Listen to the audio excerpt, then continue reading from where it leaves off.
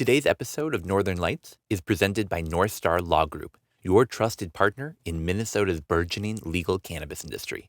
Whether you're just starting out or looking to expand, attorney Jen Riza and her team will help you understand the latest developments, scope out risks, and find a compliant path forward in this rapidly changing field. Visit northstarlaw.com and let North Star Law Group guide you through the legal landscape with confidence.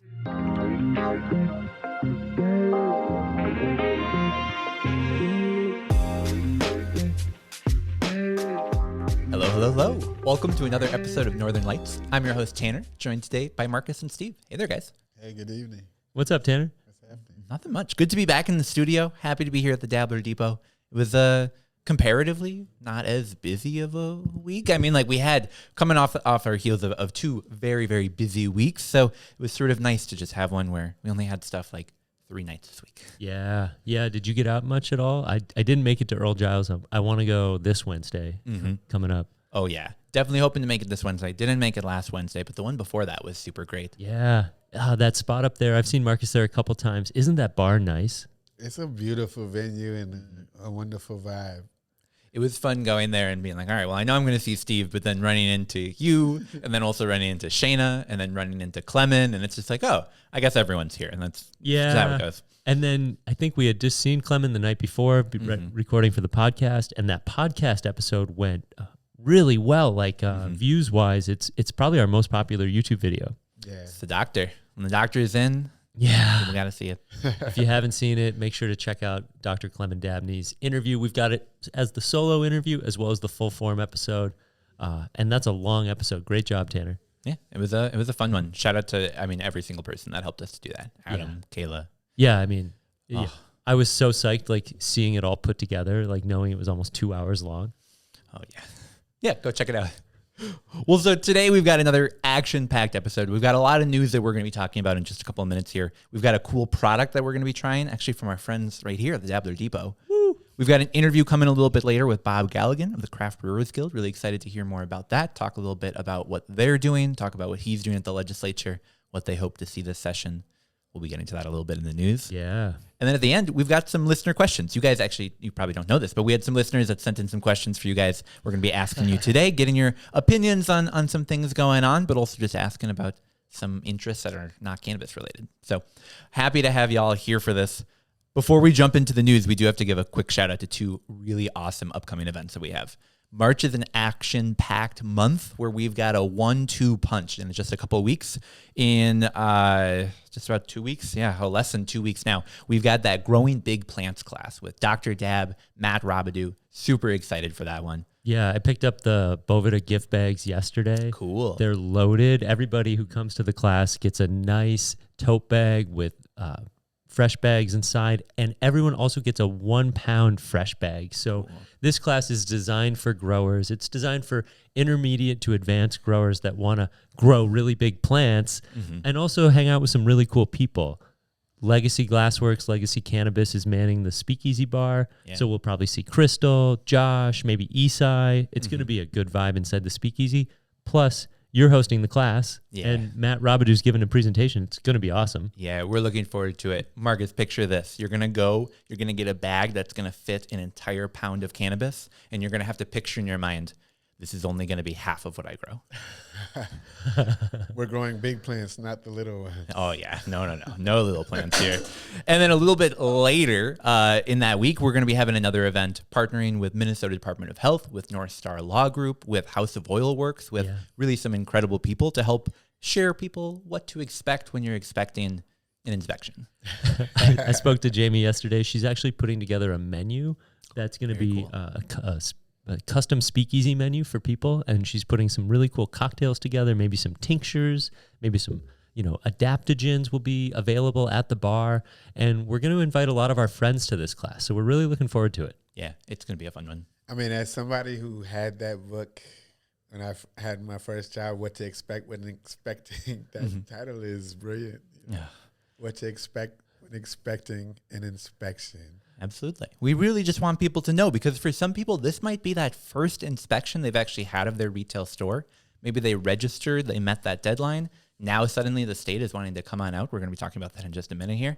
It's important to know what to expect when they come on out. Yeah. Shout out to the Department of Health for collaborating. Yeah. And I don't know if we mentioned it, but the assistant director of the OMC, Chris Alvrum, he's giving a presentation. That's a big part of this class. You actually get to hear directly from the Office of Medical Cannabis. But as we know, they've crossed over. They're assisting on the hemp-derived side. And Chris is a very friendly guy. He's well-researched. He knows his stuff, and he's going to be giving a presentation. For sure. Shout out to the OCM. Yeah, so quick before we move on, if you want to get tickets to either of those, we do still have seats available. You can register. mncannabiscollege.org/grow big is where you can get that your seats for that 18th class, and then mncannabiscollege.org/inspection to get the other one. So go and register today. We're really looking forward to those. Grow big or go home. Grow at home. We don't even need to record ads. We just have to cut clips of what you say. My dad jokes are out of control right now. So good, though. Before I joined the podcast, I used to think about all these lines that I would hear on the podcast from Marcus, and I wanted to turn those into hashtags. But the problem is only Marcus is capable of saying these lines, so they're not popular hashtags. Oh, God. Well, with that, let's get to the news, shall we? Guys, it was a busy week. We got a lot that we're going to be talking about on that legislative side. We've got some updates on some native communities here in Minnesota that are looking to expand into cannabis. But first, we want to give a quick update to that THC-A story. That was a big story that's been going on here for the last couple of months. I mean, it feels like way longer than that in Minnesota. But there was an update that the OCM, the Office of Cannabis Management, sent out an email a little bit earlier this week. In fact, just yesterday as of recording, letting people know, hey, we mean it this time. We are going to begin inspections. It says we're going to begin to examine any flower products sold during regular inspections to determine whether they are indeed hemp flower or cannabis flower. And there was a report that came out in the news today that someone went into a store and tested these products and oh man, came back 29% THC. What are the odds that this hemp product is not compliant with hemp laws when it's being sold as a THC-A flower product? Insane. Holy smokes. I know. Well, thank God they're here. Yeah, so that business owner was interviewed and sort of asked like, hey, do you know that this is illegal? And he's basically waiting for them to come tell him to stop. So exciting to see what comes in the next couple of months here in Minnesota. Shout out to that business owner, maybe. We don't want to give their name specifically, but I'm crazy so curious. time. Yeah. Oh, Some people welcome to fuck around and find out. We'll link that news article in the show notes. So if you want to go read a little bit more about that, get those quotes directly from that business owner, go check that out. But yeah, definitely exciting to see what the OCM will be doing over the next couple of months here. And so they, business. yeah, so they have the authority to embargo any product that they have probable cause to believe is being distributed in violation of the law. Yep. Okay. And violations may be considered in their future licensing decisions. Yeah. Yeah, so if you hope to have a cannabis business in the future and they come in and say, hey, this is not a legal product, that could significantly harm your chances in the future of being able to be a legal license owner at some point. Yeah, I was meeting today with a guy who plans on applying for a mezzo license. And we were talking about all of these people who they're not going to be able to comply, and a lot of them are not willing to comply right now. It's like, you're not going to get a license acting like that. Yeah, definitely will be interesting to see. Expect to. Maybe they don't care. Maybe they think they're too smart. But that's not smart. But this has been the concern of responsible business owners for quite some time. This has always been the reason why they don't want to do it, is because in the long run, they want to have a license. Absolutely. Yeah, I wouldn't risk it. If yeah. Why would you do that if you actually want to get a license? Yeah, well, it's greed. You know, if you can sell a drug on the street that your neighbor can't sell, then you're going to be able to sell more drugs. Well, I think in every state that has come online with legalization, there's sort of been that gray industry that popped up. I think here in Minnesota, the law is a bit more clear that it's not a gray area. It's very explicit, like not gray. Sure. But I think there's just enough of a shade of it that police are either not wanting to get involved or thinking they don't have the authority to get involved or whatever reason. These shops have been able to sell high THC-A flower for how many months now? It's like Minnesota nice weed. Exactly. Well, so more to come on that. Interesting to see where the OCM goes. Interesting to see how some of the inspections continue to go. We'll be hearing more a little bit at what to expect when you're expecting an inspection. So excited to learn more about that. I can't wait. Everyone who wants to get a license should do that, or who is selling hemp-derived products should show up. We should mention we're live streaming it for everyone outside of the Twin Cities, and that's something we do with all of our events. So if you want to get into the Minnesota Cannabis College, join the live stream. It's $10. Yeah, absolutely. All right, well, the big news from this week was not the OCM directly, but really was more news coming out of the Mille Lacs Band of Ojibwe. We had gotten some indication that they were going to be building a cultivation facility. We saw the ground break on that a couple months back, started to hear indications of it. Well, this week they came out with the big news of exactly how large the facility is going to be and what they plan to do with it. Guys, 50,000 square feet. That's how large this grow facility is going to be. That's bigger than the fish in Mille Lacs. Yeah. I mean, doesn't even the bulk cultivator license limit you to like 30,000 square feet? Though? Absolutely. So that bulk cultivator, 30,000, meso is 15,000, micro is 5,000, but because Mille Lacs is on native land, they don't abide by that specific cap. They'll be having the largest grow facility in the entire state of Minnesota. Wow. They're going to grow some really big plants. They're going to grow some very big plants. They actually had like some type of agriculture conference there today, and Dr. Dabbs did a presentation at like 8 a.m. I saw that. How to make your own cannabis medicines. Yeah. Dr. Biblin was there too. Was he really? I bet that was a very popular session that Clement taught today, and I didn't realize it was in the Mille Lacs area.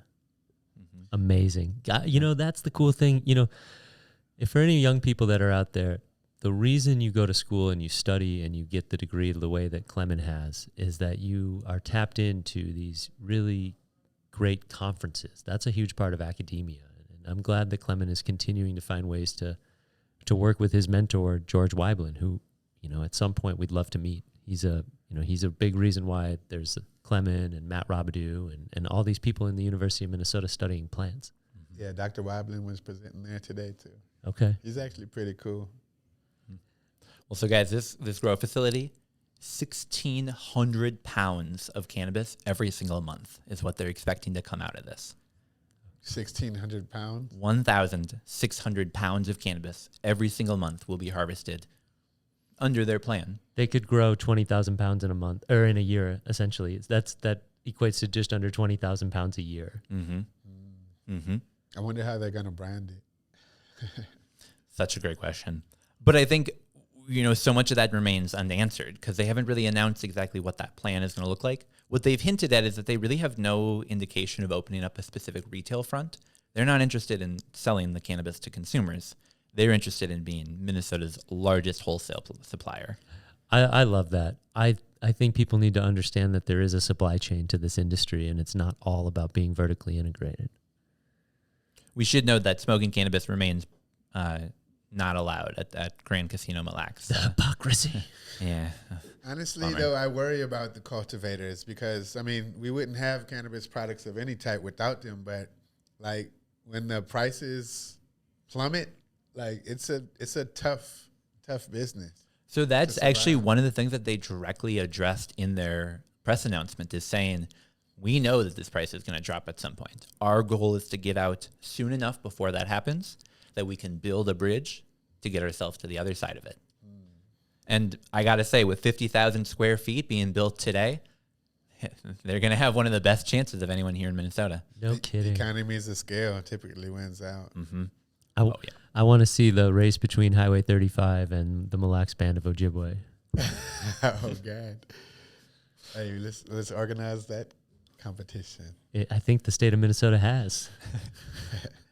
But honestly, though, like mass-produced cannabis is not the best. Yeah, we got to give a shout out to Kayla Furian, who called us Minnesota before someone next to her punched her in the arm and said, "You're not allowed to say that." Just kidding. Adam didn't actually punch her. Minnesota but being Minnesota. Oh, mids. Yeah, we're gonna fight that, and you know, I'm interested to see where this grow facility goes. I'm excited to see Native nations sort of leading the way here in Minnesota early on. Yeah. Interested to see where it goes 5-10 years down the line. I want them to win. We'll have a very unique market because of the tribes. And that's going to be very influential in the beginning, for sure. And that may set the precedent in how this market grows. Yeah. I mean, that's part of equity. I mean, hopefully they involve a lot of members in their community in the business so that the grassroots people can benefit, not just the like elite in the community. Mm-hmm. And this involves the same tribe, the Band of Ojibwe. They own the Grand Casino Hinckley as well. So they'll have Hinckley, Mille Lacs, and driving up through Mille Lacs, there's only one road. So this will be relatively easy for people to not see, but drive past, especially in the summertime as the cabin season opens up. How much cannabis is going to be driving along that one road here? That's interesting. Tons. Well, speaking of some roads that are perhaps a little bit outside the Twin Cities, should we talk about some some counties that we're here to potentially name and shame and give the opportunity to correct themselves? That's the big key, is the opportunity yet to correct themselves. We've often talked about counties on here, cities on here, whatever local jurisdiction imposing prohibitions on either the selling of cannabis products or even on just the using of cannabis products. And unfortunately, 2 counties are looking at that latter category on prohibiting any sort of public consumption of cannabis, be it smoking or low-potency edible products. They don't want anyone to be able to consume cannabis outside of the home. So we're looking at Pope County. We're looking at Chisago County. We're looking at 2 different counties here in Minnesota, each not too far outside of the Twin Cities necessarily, but with this mindset, putting themselves way outside the norm of how to appropriately respond to cannabis use here in Minnesota. Pope County is out near Morris, Minnesota, which is a ways That's out. to the west. Yes. Oh, yeah. South We know of someone that Alexandria. has a shop not too far from there. Okay. And then Chisago County is... It's a little bit on the eastern suburbs, near like Stillwater, that area. It's... the Cambridge area, which is straight north of the cities, to the east of there, and Rush City, which has a CBD shop called The Stash, I believe. Yeah. So They have a Chisago... prison out there too. Oof. All right. And so I know some people out here, and they're talking about entire counties prohibiting the use of cannabis. Is that right? Oh, yeah. Wow. That's dangerous. Sounds like virtual signaling to me. And they have some upcoming meetings. March 20th, Chisago County, and April 2nd, Pope County. Yeah, and that's what's exciting. Is a lot of the times when we're talking about this news, it's reactive. Unfortunately, this is already passed. We're just hearing about it now. Fortunately, these are both upcoming. If you're listening to this in the days that this released after, you can be involved in this. If you live in Chisago County, we're going to mispronounce that every single time. Yeah. It's terrible. Chisago County, if you live in Pope County, really you can have an influence on your local jurisdictions by making sure that these sorts of resolutions don't go into effect. We know that this is not the appropriate way to deal with public cannabis use. We know that giving people fines or criminal punishments for consuming cannabis appropriately is really not the best direction to go on the city or county level. And yet it's disappointing to see so many here in Minnesota continue to sort of move down that path. Yeah, it's just a hangover from the prohibitionist mindset in law enforcement, unfortunately. That's I mean, right. treating a public health issue as a criminal justice issue it's just never worked, and it's never right. It's never just. Yeah. Could not agree more. All right. Well, so we've got a couple different bills that were introduced into the legislature. We've got some sort of updates that we're here to share. We're going to take a very short break, and then when we come on back, we're going to talk about that, and then we're also going to try a product here from our friends over at Dabbler Depot. Yes. So we'll be right back.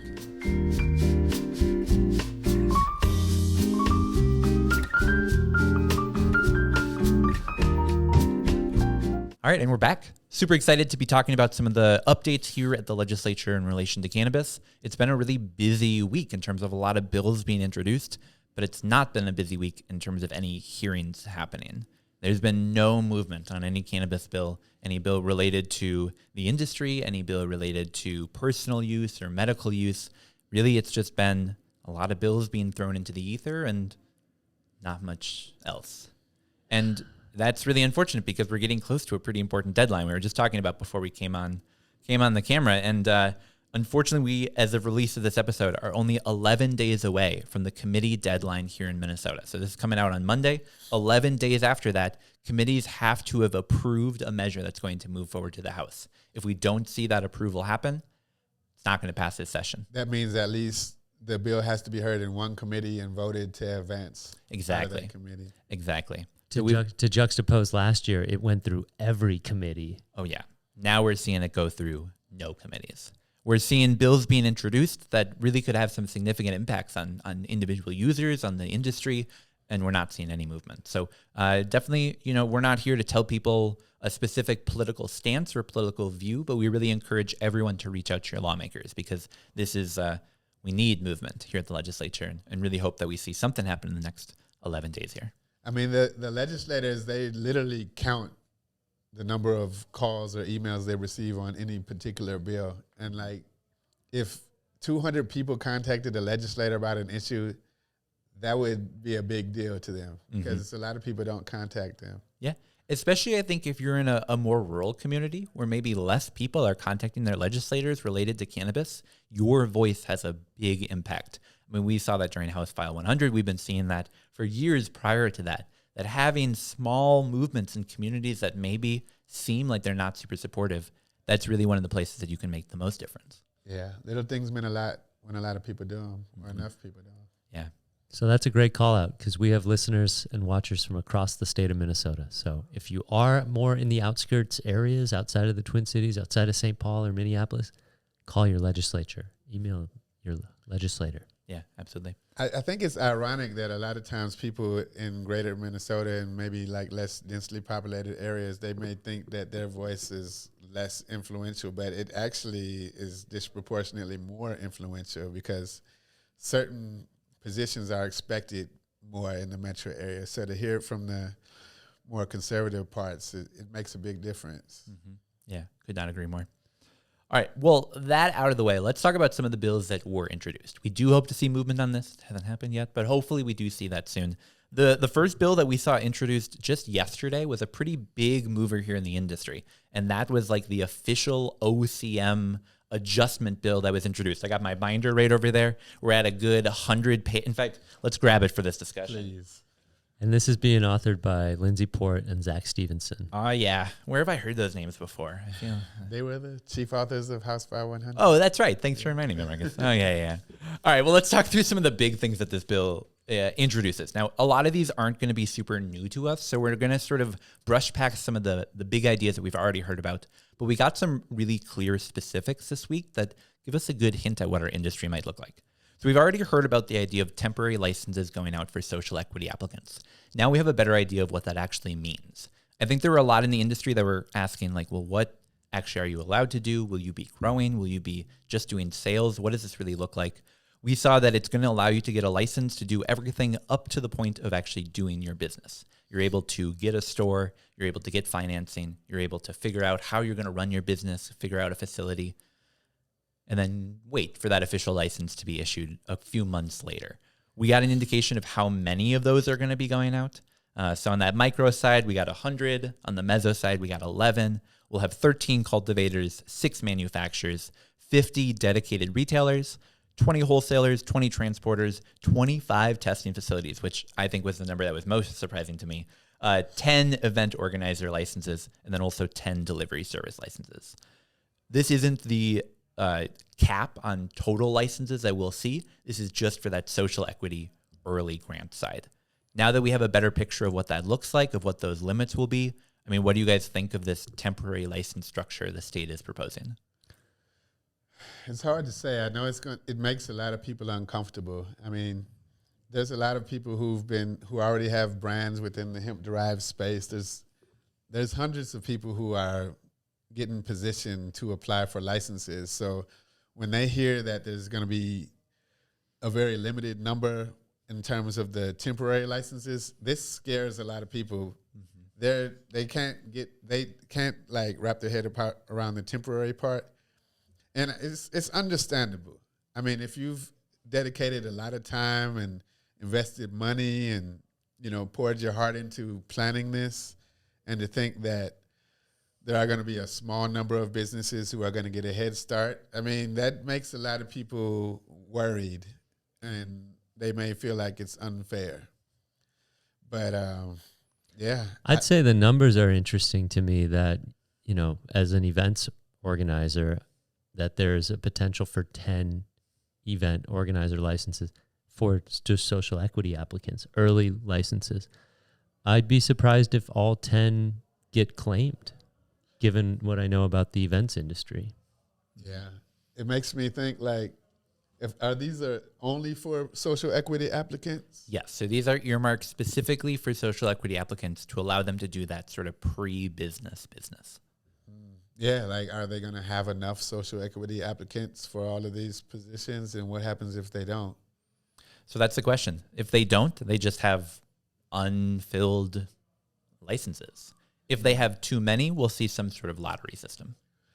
And that's what I was confused. Like, I even was exchanging some emails with some OCM staff. Like, can you explain how this lottery system is supposed to work?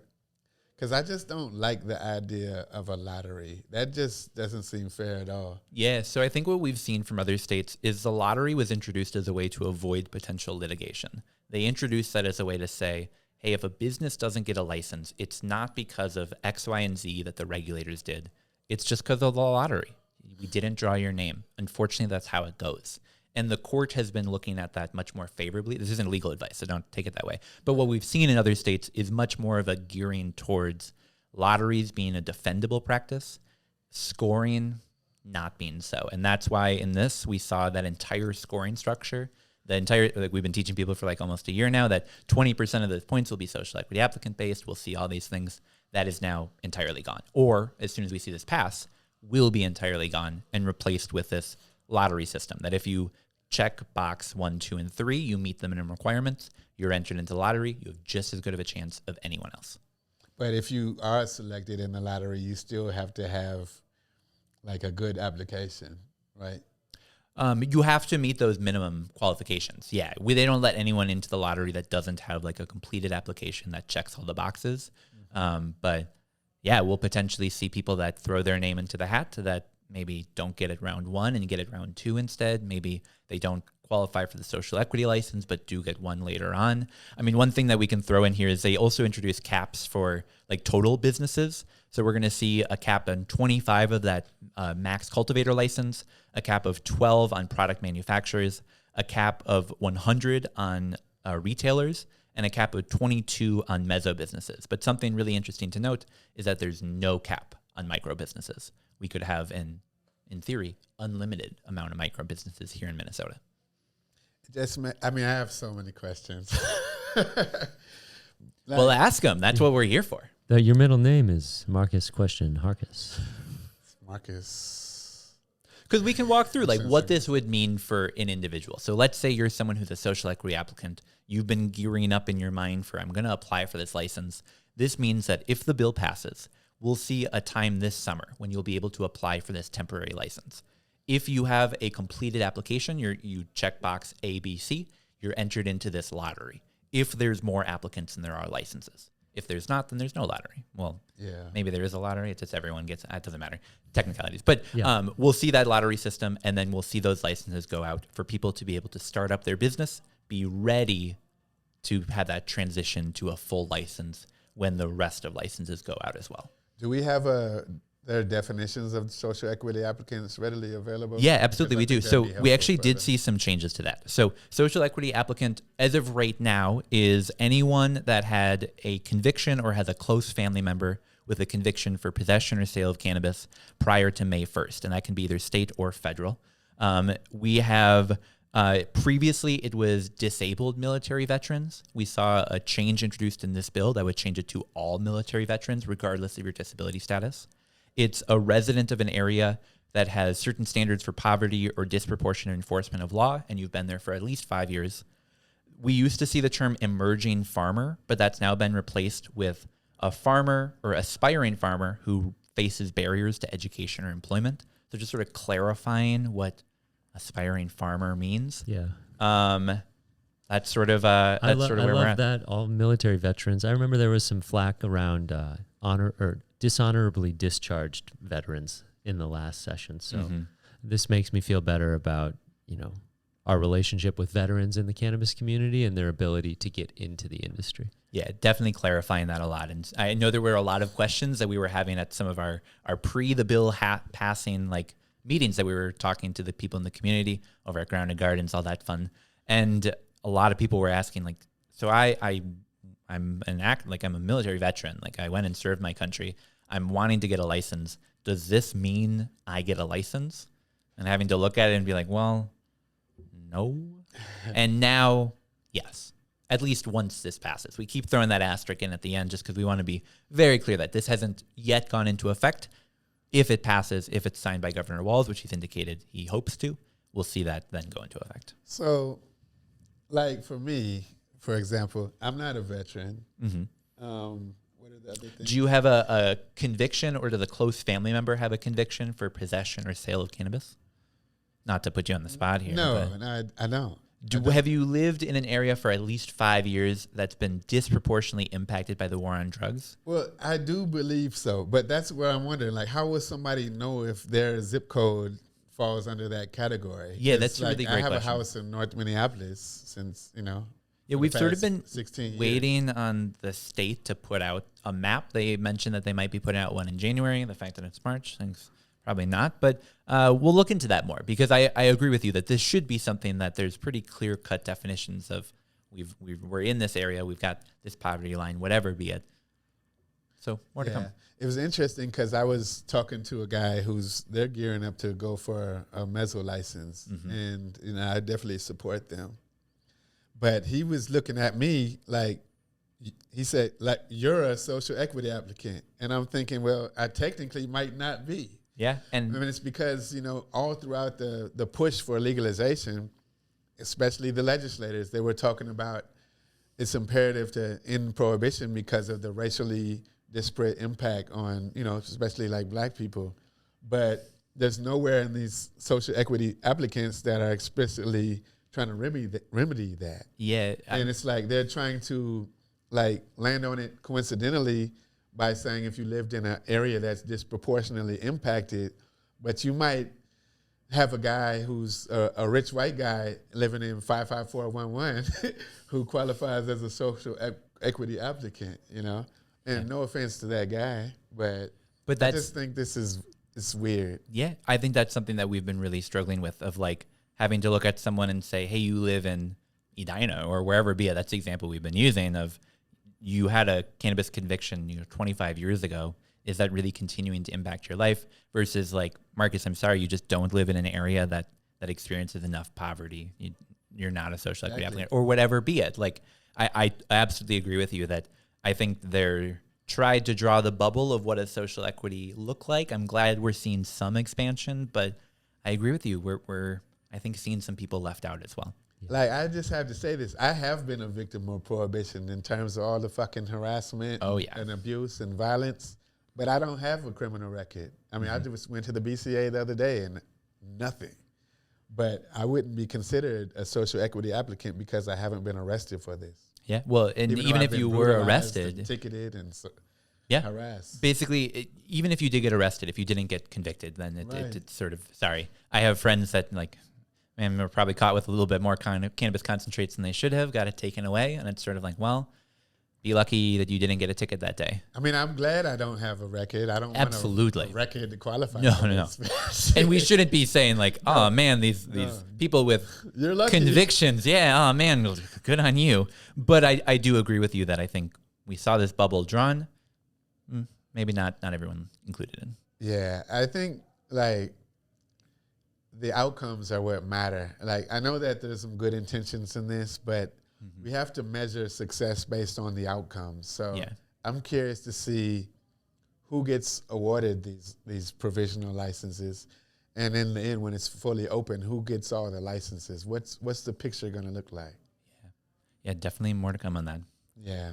Well, one other thing that I wanted to flag about this bill that I think is really cool. We've talked about medical access in the past, and there being pretty limited medical access here in Minnesota. They've looked at how can we streamline that? How can we look at cannabis and say, well, there's not anything technically different between medical cannabis and adult use cannabis. This really unifies that if you're a business that you sell cannabis, you have someone on staff that has a medical cannabis retail endorsement, or they're a pharmacist, you can sell your cannabis to a registered medical patient as medical cannabis simply by getting that endorsement. Let me hit you on rewind for Absolutely. like 30 seconds there. 100%. Okay, so people understand what pharmacists are. Yep. Take us through that process again. For sure. So here in Minnesota, if you go to one of our 2 medical dispensaries, you actually have to talk to someone that is a licensed pharmacist. That's part of you getting your cannabis is we just require that medical intervention. This creates this new type of certificate that allows people to become a cannabis consultant. It allows them to be able to advise people on how to medically use cannabis, not as a licensed pharmacist, but providing the same type of education, stuff like that. So as long as you have one of those 2 employees, as long as you've gotten this endorsement to sell medical cannabis, as long as you do it under the rules that are yet to be created, you can sell your cannabis as adult use cannabis. Wow. Or, excuse me, as medical cannabis. Through the use of a medical cannabis retail endorsement. Yeah. So what I love about this is this took that idea of medical cannabis, and we can go to Colorado where we see retail shops that are recreational, we see retail shops that are medical, and then we see some that are like a blend of the 2. Sometimes it's separate doorways, sometimes it's the same business, but it's like different products. This is going to be, you can go to any adult use shop that has gotten this endorsement. They have someone who's a medical cannabis consultant. Exactly. They're going to sit down with you and say, does this follow the prescription that you've gotten in the past? Does this meet your condition? Will this help you in using in your life? And as long as it does, that cannabis that previously may have been on the shelf as adult use cannabis is now medical cannabis. And I just want to flag, is being bought without that 10% sales tax. Ooh. I was just thinking of that. I mean, I think this is great because it makes it more accessible, and hopefully it can benefit these other small businesses, retail businesses. But I mean, maybe I'm thinking too hard right now, but is there any type of burden on the business for doing these transactions that are not taxable yet? Yeah, super great question. They're being taxed on everything? Yeah, so a certain percentage of their sales have to be in that medical area. They have to do... well, let's pull up the specific statute of what it would look like while we're going here. It kind of reminds me of a store, like you go in and they have a notary and you're able to get something notarized. It's almost like a notary process. You sit down, you get your stamp, you get your card, and I wonder how that will be certified. It'd be nice if the Minnesota Cannabis College could offer medical cannabis consultant certificates. Well, and that's sort of what I was wondering, because this is that first time that we've seen a specific certification be offered by the OCM. Some states have, you have to get a certain card to be able to work as a retailer. We just don't have that here in Minnesota. They've created this separate, certificate now, but no indication of what that exact training would be required to look like. Yeah, this is the first time I'm hearing about it. This is pretty much brand new as of yesterday. We've seen this for the first time. Yeah, that's why we're flipping all the way through to make sure that we get the right section here. I think this is great because we need all of these retail stores to have some basic education about the plant so that they can help to educate the consumers. And we need competition in the sense of, hey, if you do it this way, you can save 10%. If we make that medical card more accessible. More affordable, Yeah, more affordable. Yeah, so really they have to verify that patient is enrolled in the medical program as the medical shops do today. They have to make sure that it includes that patient-specific label with information that's patient-specific dosing. Like if you go to the shop today, it includes a little sticker on it saying Tanner, smoke 1 joint a day or whatever be it. And this includes that same type of provisions that they require. It would require someone who has that pharmacist or that certificate as a medical consultant to actually distribute that product. It requires that first time that they have some sort of consult to meet with someone to talk about what works best for them. But yeah. Oh, so this doesn't actually get them their medical card. It allows them to be certified, or it allows them to access the medical cannabis. Absolutely. So this doesn't make it easier for people to become a med patient. It makes med patients, it provides med patients easier access to medical cannabis by basically opening up any retail shop, as you can now sell medical cannabis as long as you check these few boxes. That's great. Mm-hmm. And I know that there's been a limited number of medical cannabis dispensaries. So there's some people in greater Minnesota that live very far. So if an adult use shop opens up closer to them and gets this certification, it makes it more accessible. Absolutely. So Absolutely. I love that. Actually. And it means that we won't be seeing, if you go to Durango, Colorado, for example, a little bit more rural out there, There's a couple dispensaries, but I'm pretty certain as of today, they're all medical. So unless you have that med card, you can't buy cannabis in town. This would essentially flip that as saying every single shop is going to be adult use. And then they also can be medical on top of that. They've totally removed the medical cultivator, the medical processor, and the medical retailer license. Those, if this passes, will be gone. We will just have cannabis retailers. We will just have micro businesses. We will just have shops selling cannabis that patients can go in, get advice and consult at. And that's it. I think finally recognizing that cannabis is cannabis, that we can say, hey, this is medical. We can say this is adult use. And at the end of the day, it's the same plants growing the same product. And now we get to finally see that they can be sold through that similar unified line of commerce. I like it. Smart move. Oh, yeah. Well, one other thing I wanted to earmark just because I love this one. So we have that 280E subtraction here in Minnesota. The med companies can take everything that you weren't able to put towards your taxes and subtract it from your state taxes. This opened it up to all cannabis businesses. So not just the medical companies, but if you are operating here in Minnesota, you're doing cannabis business, all of your non-federal deducted taxes can now be deducted on your state taxes. State level taxes. Yeah, if this passes.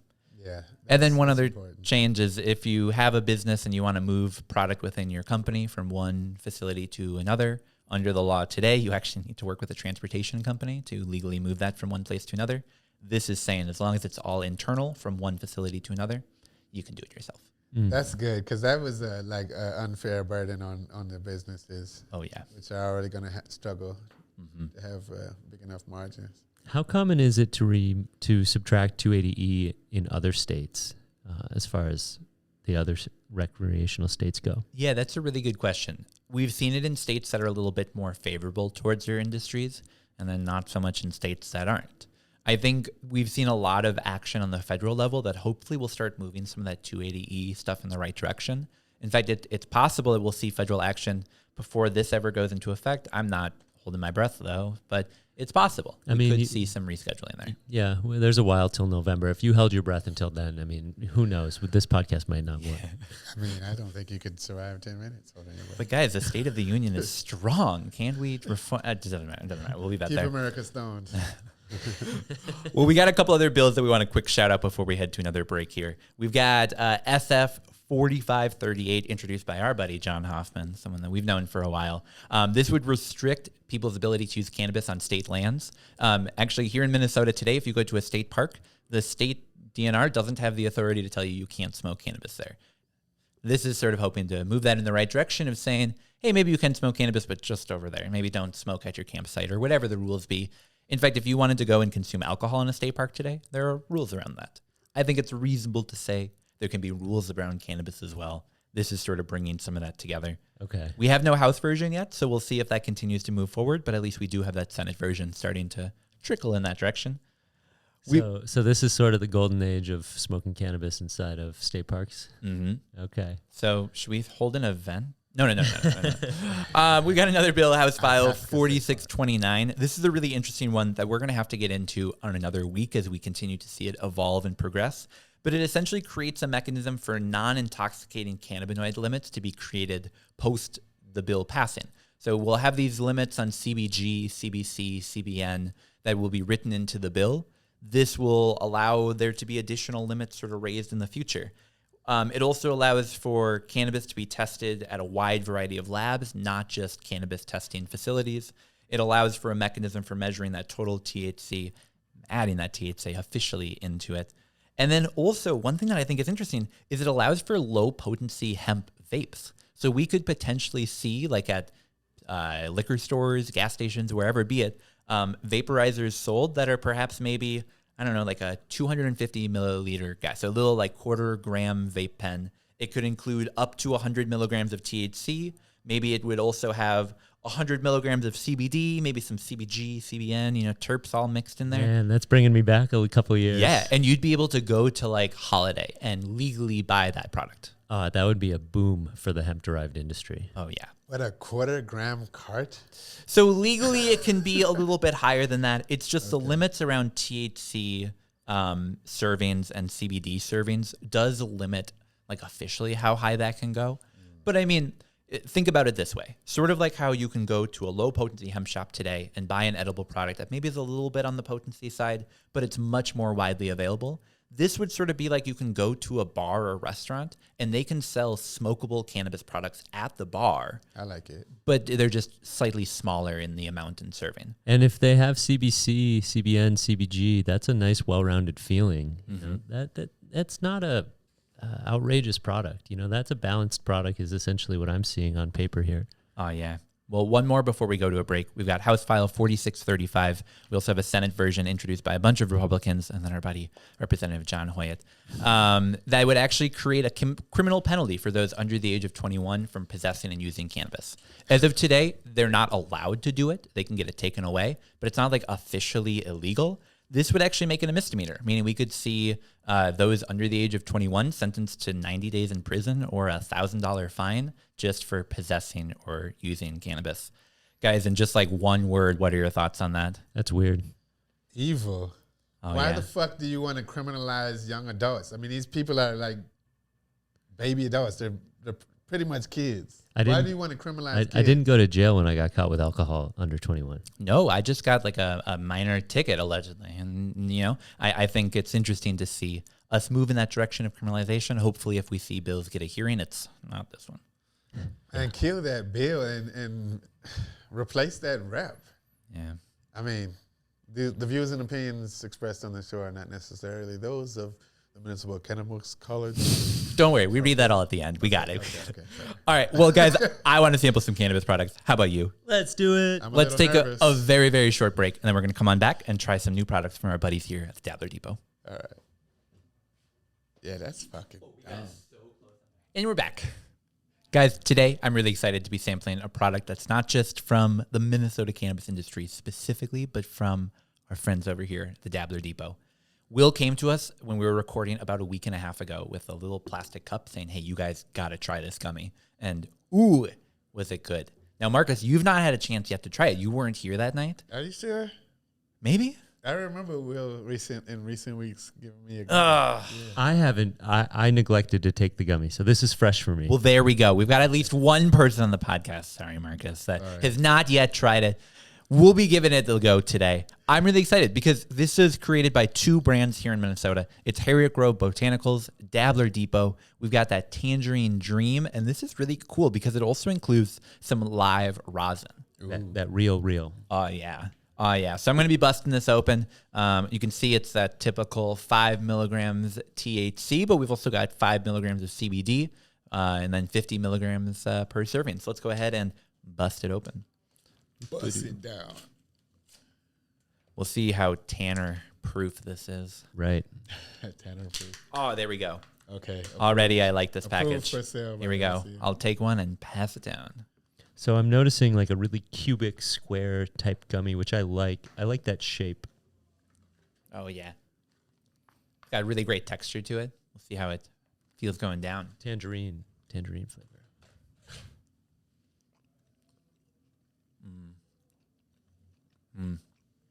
Big fan of that one. Juicy.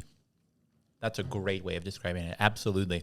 I can feel that tangerine flavor like flowing in my mouth. Yeah. It's like a party in my mouth, In and around my mouth. but nobody's invited. It's a private party. Oh, I get a little cannabis taste at the end. A little bit of that live rosin. Yeah, definitely would agree with that. For sure, you get just like the tiniest little bit of hint of that where it's sort of, you had that impact of tangerine flavor on the front end and then a little bit of the, oh, yeah, there was cannabis in that. It's a fun gummy. It's made by Harriet Grove Botanicals.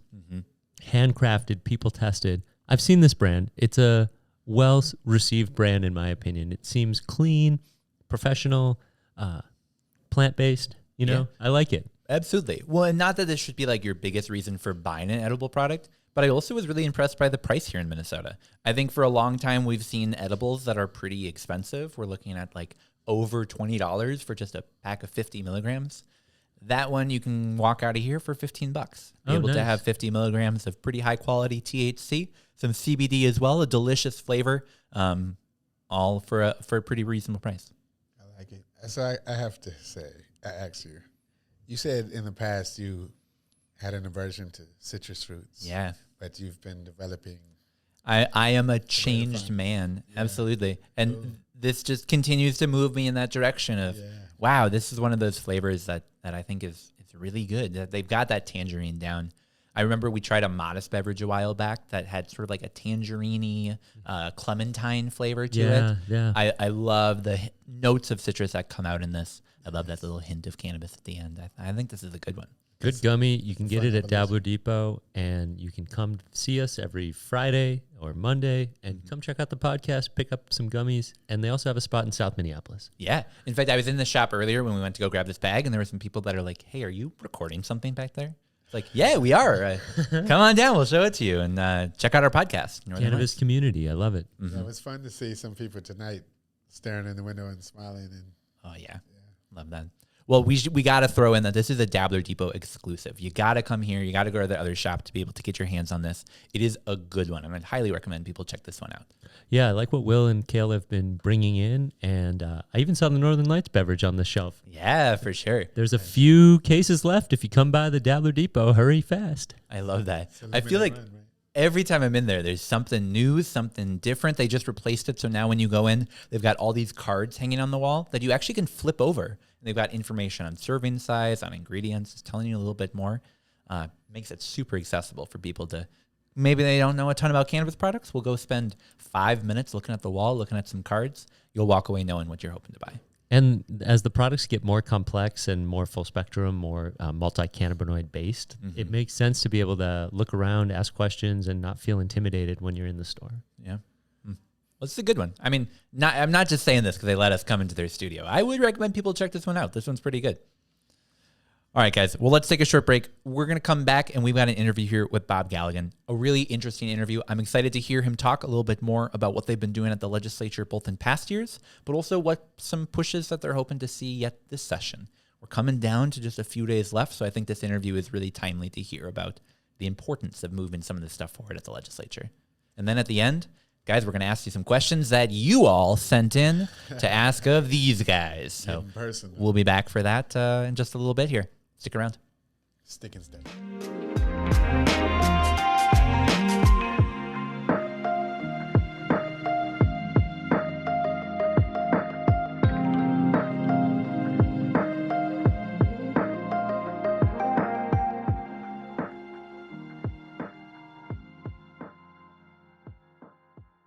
Hey there, Marcus. Hey, Tanner. So I got my seeds. You ready to grow some big plants? I am. Do you have your seeds? Bam! Dude, you don't need seeds that big. But I thought we were growing really big plants. Well, yeah, but you can just use regular seeds. I mean, come to our class March 18th. We got it 6:30 to 9. In fact, Dr. Dabbs, Raiden Labs will be out there. They're going to teach you how to grow big plants, but just with regular seeds. Oh. Yeah, come on down. MNCannabisCollege.org/grow big. Get your tickets today. You can grow some really big plants with really regular seeds. They don't need to be the size of quail eggs. And we're back. We're sitting here today with Bob Galligan. Welcome. Thank you so much. So happy to have you here. We're also here with our buddy Steve. Hey, everybody. Yeah. So super excited to have you here to talk a little bit about some of the work you do, to look at the Minnesota Legislature, talk about some of the work that we expect them to do, and really just to jump in and talk a little bit more about the Minnesota cannabis and alcohol industry. But to give people a little bit of background on yourself, what brings you to the Minnesota cannabis industry, or the Minnesota beverage industry, I guess I should say? Sure, yeah. I mean, we don't have 4 hours, but my story is rather long-winded, but I actually got my degree in acting from the Guthrie and University of Minnesota. And then, as I like to say, I thought to myself, how could I make less money?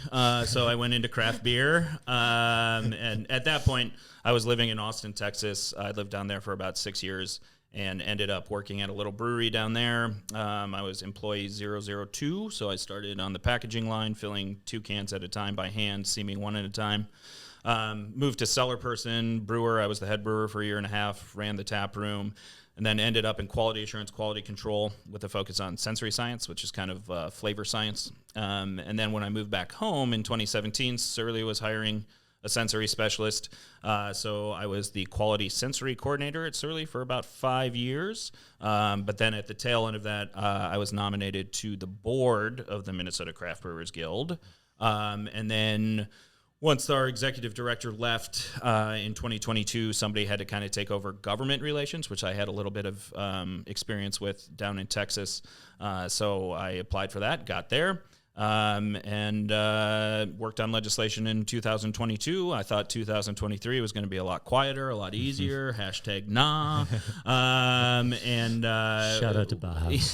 So with the legalization of the edible cannabinoids and our members kind of jumping into that market, the onus became on us to kind of take a look at that and begin shaping and working on that, which was super exciting, super frustrating, but also invigorating, just because it's a side, I think, of the cannabis community and cannabis legislation and cannabis itself that no other state has done or tackled the way that we have. So so a lot of it, honestly, majority of my time has been learning, which I thank both of you for all that you have taught me in the past year and a half, which has been immense.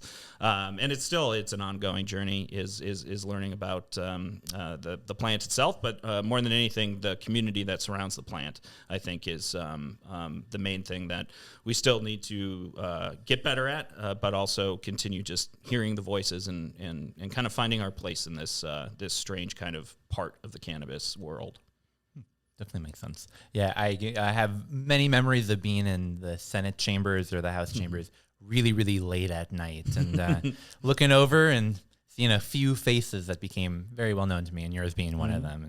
And it was really an exciting time to see that bill actually make its way, not just through committee after committee after committee after committee, but actually making its way across the finish line, being signed and going into effect.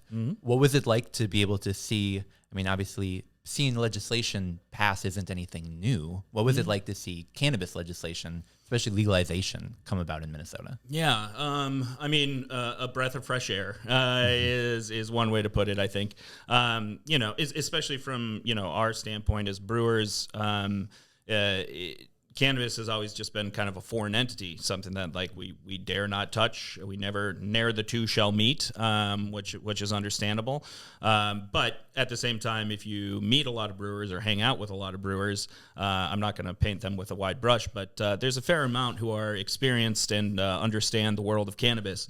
So it's not a foreign territory necessarily, and one that I think, in the state of Minnesota, I think the general population has just been very frustrated that legalization kept getting pushed off and pushed off and pushed off, just because the majority of Minnesotans, I think, have always been very, very progressive and wanting the legalization. So the fact that it took us this long, I think, is somewhat of a headache for a lot of people. So finally seeing that board light up green was historic and felt really good. But then just from a personal experience, yeah, I mean, 33 different committee stops. It was just a long, arduous strog.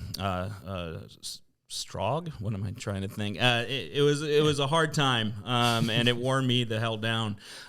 So finally, the last day of the actual passage, I think I got to the Senate chamber at 10 a.m. and I think I left at 2:30 a.m. the next day. Going through that, but actually seeing the entire process was super interesting. And, even not just for my membership, but, even on my social media, actually posting about committee meetings and posting about, actual floor votes and stuff. Some of the feedback I got back was a lot of people saying, I never really understood the pathway of legislation. So this has been really helpful to actually understand how this is going, mostly because, if there was a hiccup to be had legislatively, House File 100 had it.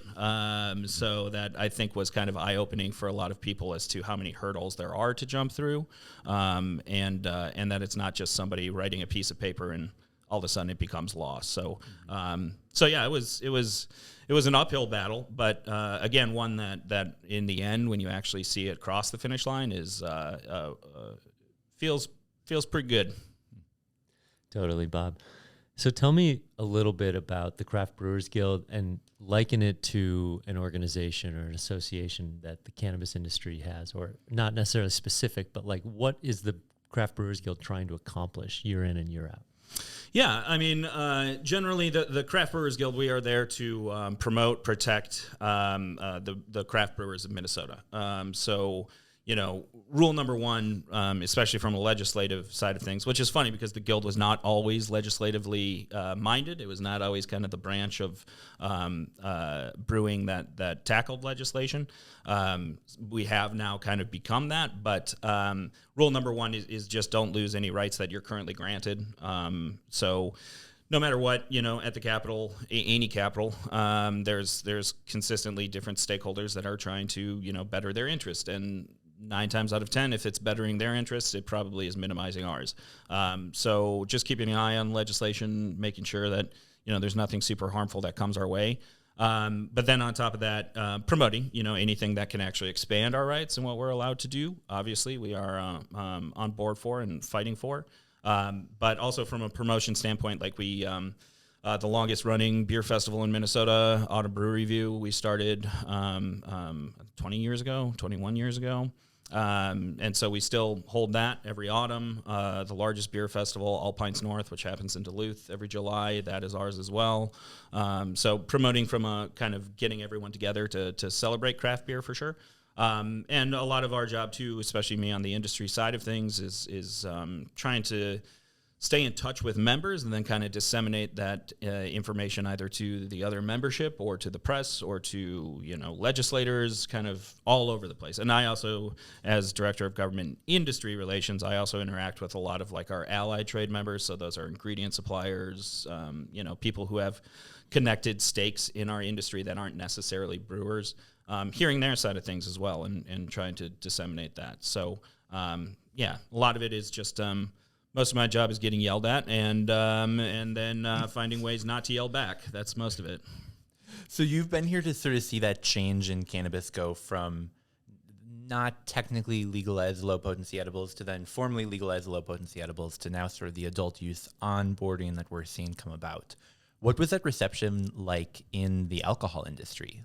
You know, we've talked to like Andy at Modest who said, you know, they were generally pretty receptive to introducing cannabis and figuring out how to work with that.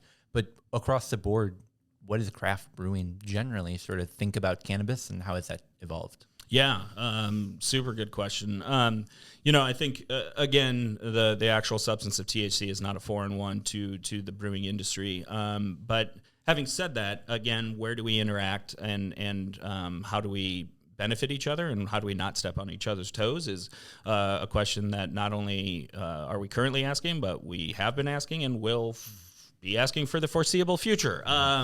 But I think at the end of the day, there's a lot of crossover that's super beneficial and helpful for both communities and both industries. I think, you know, at the end of the day, alcohol is a little bit more wary of cannabis just because, especially on a federal level, you still have, you know, it's technically illegal on the federal side. So that, I think, makes a lot of, especially the large players, a little bit more hesitant. That's one of the interesting things about the market that we have here in Minnesota and kind of the hemp-derived THC beverage market is, you know, ultimately, a lot of the power kind of lies in the smaller producers' hands just because you don't have huge conglomerates that are trying to jump in this space right now because it is such a gray area in every single other state except Minnesota. So from our standpoint, you know, it really is the small producer who finally, for the first time since Prohibition, has the upper hand and has some say. And to me, that's really invigorating and really exciting just because, you know, even in the actual beer world, it took us a long time for us as smaller producers to have our voice heard on any level. So to kind of start from a place where our voice is heard is unexpected, but also, you know, the onus is now on us not to mess that up and be good stewards. But in a broader level, you know, I think there is still some questions, you know, from national trade organizations and some of those larger companies as to exactly what our place is. And I think it's going to depend on everyone and how they feel comfortable operating in the space to find that. I mean, I still, you know, have members. There's still members of the Craft Brewers Guild that don't think that THC is our place, that we're brewers, we're beer brewers, and that's what we should be focusing on. And I completely understand that point of view. At the same time, almost 90% of our membership either are operating in this space or thinking about operating in this space. So obviously that's, that means it's something that we got to take very seriously and act accordingly and responsibly. So I think it is this kind of tight rope that we are walking. But again, I don't necessarily think that we're going to stop walking it anytime soon. I think as long as we keep our wits about us and again, more than anything, listening is a lot of our job, I find, just as to, what it is that we can be doing better or what it is that, we can trade information on, I think is the most important part, just so long as we're listening and actually working together. That's ultimately the goal. Whether or not we're able to succeed at that goal, that is, we'll find out. But, yeah. I think brands can solve a lot of these issues by sourcing locally. Mm-hmm. Like sourcing matters, and you make a lot of farmers happy if you're starting to buy from Minnesota farmers. 100%. I think everybody, both cannabis sides, both cannabis and cannabis and alcohol can get behind that. 100%. And that's, especially as craft producers, we care very much about the ingredients that we're actually using in our products to create our products. So, even at the beginning of discussions on House File 100 and our place on it, we made it very clear that we support Minnesota grown, Minnesota extracted, Minnesota introduced, Minnesota stored, Minnesota sold, as best as we can. And part of the hard part is how do you actually source that from a state that doesn't have an explosive hemp market, that doesn't have an explosive cannabis market. And so I think that's part of the headache here. But as long as, like you said, we're paying attention and supporting as local as we can, that's super important. Very cool. So there's a couple bills that are being looked at the legislative session that we already know about just in the first few days.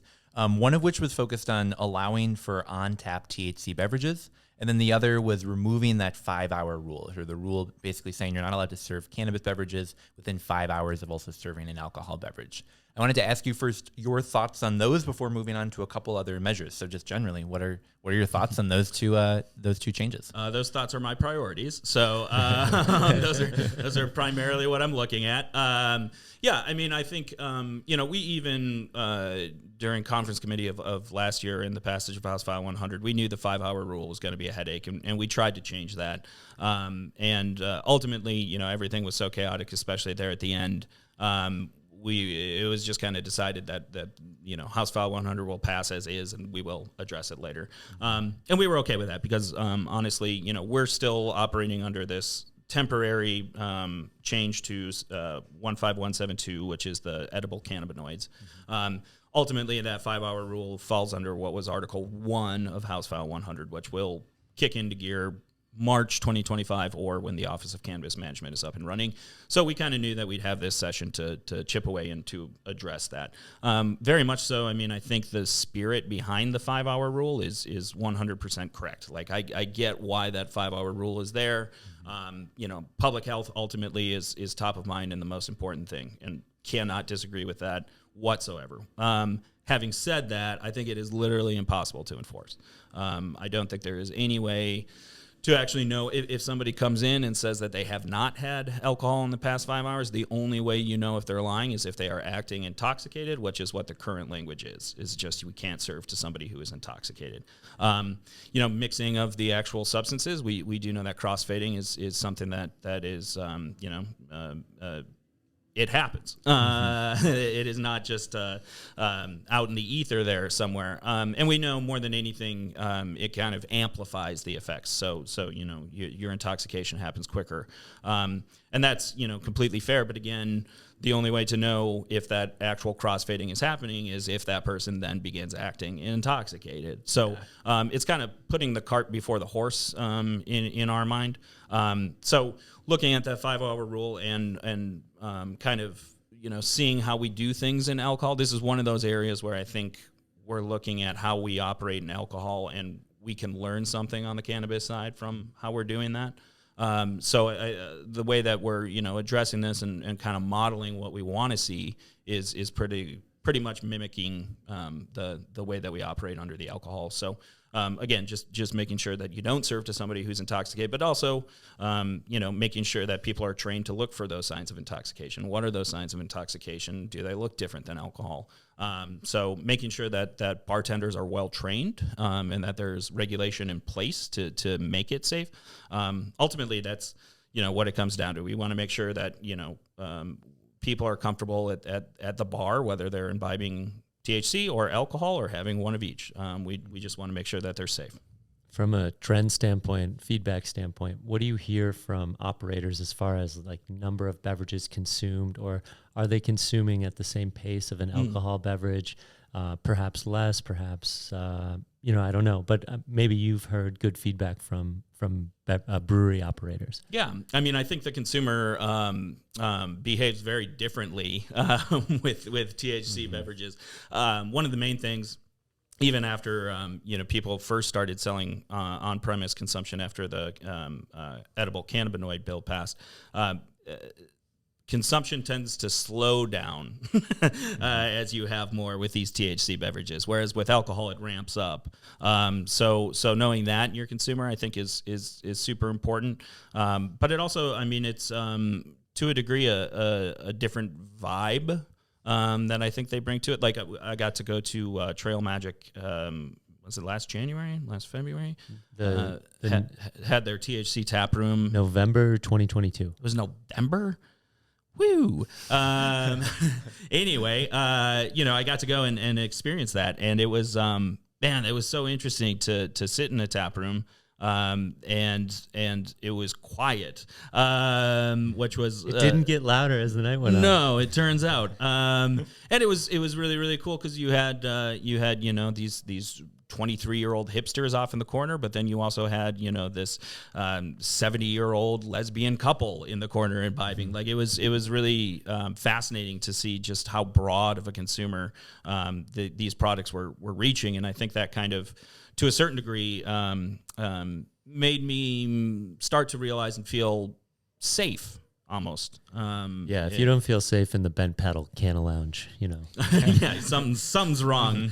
But even just safe in operating in that space. And I think that again, I think there's always cause for concern with something new. And again, Minnesota is going about things in a way that has never been done. But I think also to the citizens and the consumers' credit, and also it's super helpful when going and approaching legislators. The sky hasn't fallen. We haven't seen like a huge uptick in traffic accidents. We haven't seen anything really catastrophically bad happen like some people were expecting to see. And I think a lot of that, I think, reassures both us as producers, but also the consumer market and those writing laws, that people are taking this and acting responsibly. Very cool. Yeah, that's great. Yeah. So I have some questions for you on what other changes you'd like to see both to the hemp side and then also to the cannabis side as well. But first, let's take a very short break here. Hey, Tanner. Hey, Steve. What are you doing? I'm just reading, getting ready for our next event. What to expect when you're expecting. An inspection? What are you talking about? No, our March event. What to expect when you're expecting. I'm getting ready so I can teach more about, people getting ready for having babies. Let me see this. Tanner, this is a pregnancy Bible. I know. You texted me, a couple weeks back saying we're going to have an event called What to Expect When You're Expecting in March. And so I figured I'd start getting ready. Okay. Well, I'm sure that's great and all. And I know, you're getting married and I know things are, heating up for you, but we're not hosting a pregnancy class, Tanner. We're hosting a compliance class about what to expect when you're expecting an inspection. Remember? Oh, an inspection. An inspection, like if your retail store has non-compliant products, you may expect an inspection. And, if you sell THC-A flower, you might get an inspection. Oh, so we're not going to teach people about pregnancy, but more about when the state comes out to inspect your legal cannabis business, what to expect? Yeah, an inspection, March 21st. It's at the Wilderness. Hell, I mean, you created this class. Come on, silly. This is totally different. We're talking about the cannabis industry. Get your tickets today. mncannabiscollege.org/inspection. What to expect when you're expecting An inspection. Yeah. It's okay. All right. And we're back. So we talked about 2 changes, that on-tap rule and the 5-hour rule. What other changes are you looking and hoping are brought up in the legislature either this year or in the future on that hemp edible and beverage side? Yeah, on the hemp side of things, I think we're in a really interesting place. One, I think the onus is, well, it's up to us to see where this market goes, because it is such a new market, because no one has done it the way that we have. I think we need to be ready to be very responsive into what the market is asking for and how can we best provide that to the market. And again, what further regulation can we chip away at? There's nothing specifically right now that we are looking to address besides that kind of on-premise area, mostly because we want to see exactly how things start to shape out. One of the interesting things to come into play is now you're actually seeing traditional wholesalers and distributors play more in this market, which is super interesting. They were very wary off the get-go. So kind of seeing, what their place is in it is really interesting. We definitely think, the whole purpose behind kind of our work on these beverages and House File 100 and beyond is, one, normalizing and taking away the stigma of these products in spaces that they aren't traditionally sold or consumed in. But then also with that, really equating these beverages to beer in particular, beer more than, spirits, obviously, or even wine. And so to see wholesalers kind of jump into that and start to kind of see where we were going and what we were trying to achieve is refreshing. And I think there are, post-prohibitions, there are aspects of the 3-tier system that are absolutely in place for the right reasons and awesome. However, we also know that the 3-tier system has some major flaws and some chips. It is not a perfect system. So I do think that there are some people out there that are literally just trying to copy and paste the 3-tier system and move it over into cannabis or hemp-derived in particular. And I don't think that that's necessarily the way to go, but I think the discussion is at a place where we can begin talking about exactly how do we market kind of how it gets to point A to point B. But other than that, on the hemp side, again, I think we're in a just interesting place to see what happens. And once actual dispensaries open up and full adult use really comes into play, what does that do to the market? I'm really excited to see. Yeah. Are you surprised at all at the adoption of cannabis beverages as a medium, like the 12-ounce can being the medium that breaks down the barriers for 60-plus-year-old, men and women? Yeah, well, I mean, and that's, if you've listened to any interview I've done, it's a talking point of mine. But I do really think it's interesting in that these beverages and what my members are producing are not necessarily marketed, or the target audience is not the person who is super familiar with cannabis, who knows their terps, who, all of that. It's like, when the edible cannabinoid bill passed in 22, I still heard from a lot of my friends who were cannabis users, like, oh, Minnesota legalized 3.2 weed. Great. Like, this is, of course we did this in the dumbest way possible. Bud Light. Yeah. And I totally understand that. Having said that, I think the way that we did it is super interesting and actually ultimately beneficial for the entire market, because I do think, as I like to say, the consumer of most of our products are going to be kind of the athlete with joint pain, or the 70-year-old grandmother who wants to sleep better. People who would not traditionally visit a dispensary now are willing to, go to their grocery store and get a 6-pack, or a liquor store and get, cans of these and take them home and see whether or not THC is a benefit to their lifestyle. And ultimately, if they do, they'll come back and they'll buy another 6-pack. They'll come back, they'll buy another 4-pack. And then long term, if they find out that THC truly is a benefit, they're going to the dispensary, and they begin to actually, experience that kind of realm of things. So, again, I think that it is surprising to a certain degree, but it shouldn't be to a certain point, because it is, like I said, it's a little bit more. And that's kind of when I say we're trying to equate it to beer. That's kind of what I mean is, like, you go to the bar, you have a beer or two, and then if you decide that you enjoy it, you might try whiskey, and then you're in a liquor store, and then it kind of broadens it up. So this is just kind of, in my opinion, a lot of what our beverages do is opening a door to the market. Has the Brewers Guild seen outreach from, say, like South Dakota, Iowa, any of the surrounding states, or have you heard from breweries around the Midwest about, hey, what's going on up there? Yeah. I mean, post passage of House File 100, I would say this last summer, a majority of my week was spent fielding questions from people from other states. I know Arizona right now is looking at introducing legislation. They wanted me to fly out and talk to legislators about kind of how we're doing this in Minnesota, Connecticut. Some people just reached out. So I mean, I think it's starting to get looked at for sure, and it's definitely being murmured about in other states about how we're going about things, which again is in my opinion great, because I think it is a step in the right direction. As for actual surrounding states, I haven't heard as much. And I think, part of that is just the legalization efforts are not quite where they need to be in those surrounding states currently. I think once they see what's happening in Minnesota and the tax revenue and the jobs that we create, I think maybe they'll take a look. I'm actually hearing that in college towns in Iowa that they're selling THC beverages. I don't doubt that.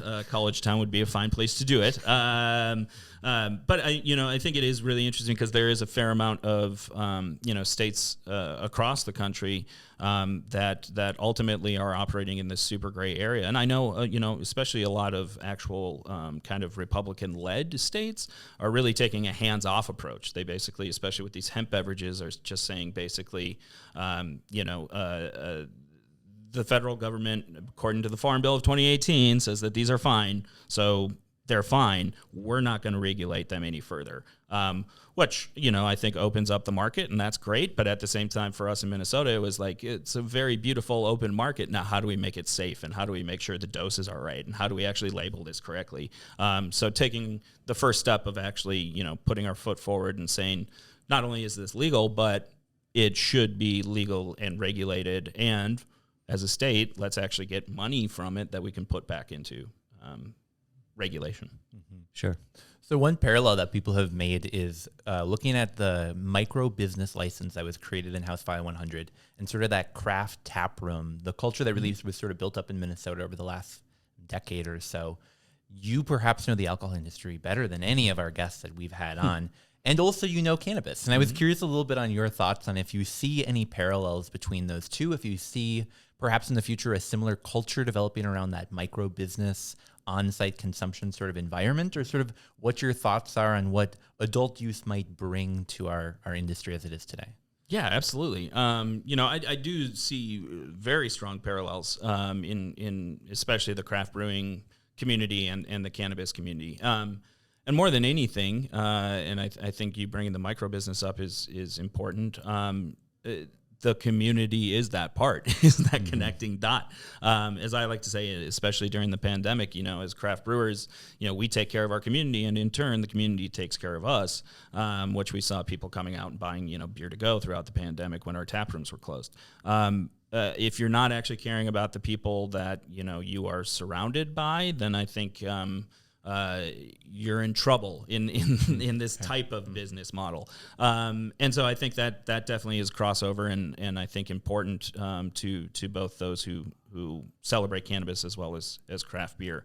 One thing that I also think, craft brewing has done that I think cannabis can take a page out of is really trying to bring producers and business owners together as much as possible. And there are some groups out there on the cannabis side that are doing that and doing a good job. On the brewing side, there's us as a guild. There's also the National Trade Brewers Association. I think having a central point in Denver for the Great American Beer Festival every year, that's kind of a pilgrimage for a lot of, craft beer drinkers, is to finally go out and experience the culture in Colorado, one of the main hubs and homes of craft brewing. I think finding those types of areas in cannabis and those spaces to bring people together and to celebrate that community, I think is ultimately super, super important, and to do so in a spirit of celebration. of collaboration more than anything. I think is super important. On the state level, as a guild, like I said, I can't say that, all of us get along splendidly 100% of the time on the brewing side of things. But, having an organization that actually is there to support and to listen to all members, I think is super important. And like I said, I know that there are definitely some groups that are doing that in cannabis. I just haven't seen one kind of emerge necessarily. But that is also kind of, part of my concern with cannabis is I don't want to see it splinter, the community splinter. And so, craft beer has been around here since 1978. And we've definitely had our differences, but I don't think any of us have necessarily splintered. So how can we, again, keep a unified voice, I think is super important, and to always remember the celebratory side of it, because at the end of the day, you're dealing with cannabis, you're dealing with craft beer for your work. Ultimately, life isn't that bad. Bob, you're a good follow on Instagram, and lately I've been seeing you doing research around like the historical center, maybe the library. What are you digging into right now? What can you share, and not necessarily what you're doing, but like what are you seeing? Like I see you're digging through these old files, and there's a long history of beer in this state. So maybe some of the highlights that you've been seeing lately or digging into. Yeah, it's been a fascinating little project. Part of that is legislative. I can't go too far into it, but we are looking for a specific date to celebrate beer in the state of Minnesota. Just because Minnesota, like you said, has a very long, storied history with brewing, being right at the headwaters of the Mississippi.